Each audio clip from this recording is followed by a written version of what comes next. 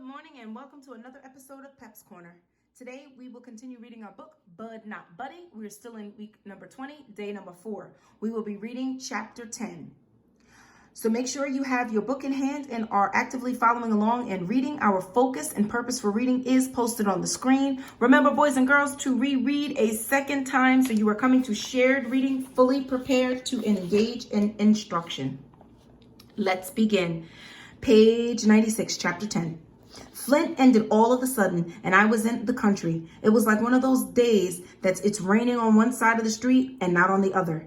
Here you have Flint and a sidewalk. You take one baby step, and here you have a country and a dirt path. On the sidewalk side, a sign said, "You are now leaving Flint. Hurry back." And on the other dirt path, "You are now entering Flint. Enjoy your stay." I jumped in and out of Flint around seven times before that got boring, and I decided I'd better head off for the Grand Rapids. It was already very, very dark, and unless things were different in the country, it wasn't going to be getting light anytime soon. 120 miles. It didn't take too much time before I figured out that 24 hours worth of walking was a lot longer than I thought it would be.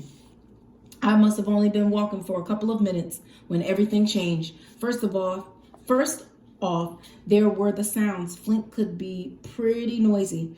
What with the cars honking and horns and trucks with no mufflers on them, shifting gears and people yelling out at each other. So you couldn't tell if they were happy or about to bust out fighting. Out here in the country, the sounds were loud too. But what I was hearing was the sound of bugs and toady frogs and mice and rats playing the dangerous, scary kind of hide and go seek where they rustle around and try to keep away from each other or try to find each other instead of being tagged and called it like the way human beings play. Out here, the ones that got ate up. Every step I took towards Grand Rapids, I could hear the sounds of a mouse bones and bug skeletons being busted up by teeth of bigger things.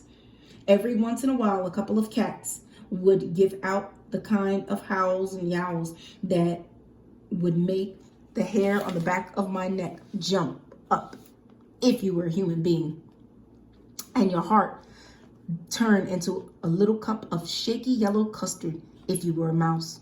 I walked and walked and walked. Some of the time, a car would come by and I'd have to duck into the bushes and wait till it had passed, so I don't think I was doing any 5 miles an hour.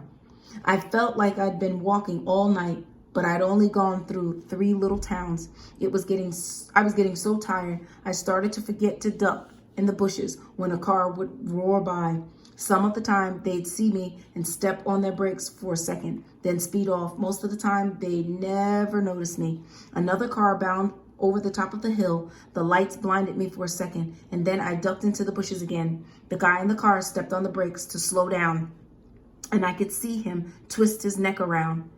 He stuck the car in reverse and pulled to a stop about 30 giant steps away from where I was hiding. His door opened, and he stepped out and started walking slow towards my bushes. He brushed his hand over his head and took on a black hat, like the kind of police wear some army men wear. But all the cops I'd ever seen were white, so I knew this guy must be a soldier. He stopped and put his fingers to his lips and whistled. The whistle was so loud that it made me duck down and put my hands over my ears. It felt like he'd blown right inside my head. All the bugs and toady frogs shut right up. They quit chasing and biting each other, because this had to be the loudest whistle they'd ever heard too. Rocks were crushing as the man in his black hat walked a couple of steps up the road, then stopped again. For the second time, he blasted my ears with that whistle. The noise-making critters in that patch of road. He said, "Say hey!" He waited and yelled, "Say hey!" I know my eyes weren't what they used to be, but I know they weren't so bad that they didn't lie to me about seeing a young brown-skinned boy walking along the road just outside of Owasso, Michigan. at 2:30 in the morning. I said, I could tell if he was talking to me or to himself. I peeked up to see if I could get a better look at this man. He came closer to me, then stopped about 10 giant steps away. And I'ma tell you, I've seen some things out of this place before. A young brown-skinned boy walking along the road just outside of Austin, Michigan at 2:30 in the morning is definitely not where he ought to be. In fact, what is definite is that neither one of us should be out here this time of night. He squatted down and said, "Are you still there?" I raised my head a little higher to get a better look at him and his big car. He left the door open and I could hear the engine of the car grumbling. It was saying, "Wugga, wugga, wugga, wugga, wugga, wugga." "Son," he said, "this is no time to play. I don't know and I don't care why you're out here, but let me tell you, I know you're a long way from home. Are you from Flint?" How could he tell I was from Flint by just seeing my face for a second in his headlights? I wonder how grown folks know so doggone much just by looking at you. Something was telling me to answer him, but I still wanted to get a better look. He stood up. "You know what? I bet you I can get you to come out with a talk. I got something else that might make you show your face. From the quick look I got at you, you seem a little on the puny side. I'll bet anything you're hungry.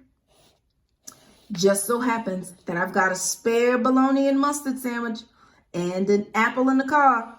You interested?" Shucks, how did he know I was so hungry? Then he said, "Might even have some extra red pop." Before my brain could stop it, my stomach made my mouth yell out, "But I don't like mustard, sir." The man could tell which bush I was hiding in.